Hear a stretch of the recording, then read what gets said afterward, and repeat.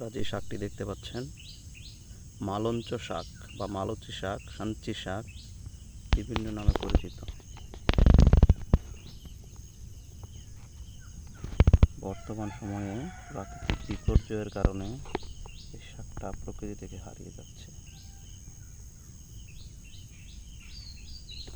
দুর্দান্ত মজাদার এই শাক, পুষ্টিগুণে ভরা, বিভিন্ন রকমের উপকারিতা আছে।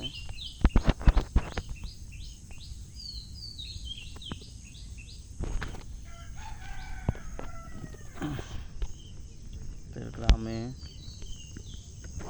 এই শাকটা খেয়ে থাকি প্রচুর,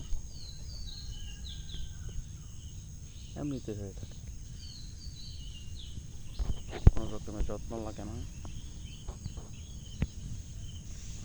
কত চমৎকার! এই যে ডগাটা আছে, এই ডগাটা মূলত এভাবে এই অংশ থেকে নিয়ে তারপরে ছোটো ছোটো করে কেটে শাক রান্না করা হয়। এরকম করে প্রত্যেকটা ডগা আমরা যদি নিই এই জায়গা থেকে, তারপরে এই জায়গা থেকে, তাহলে এভাবে কচি কচি যে অংশটা আছে ওইটা নিয়ে শাক রান্না করে খাওয়া হয়। আরও মজাদার শাক, অনেক হয়ে আছে। আমি উপর থেকে দেখাচ্ছি।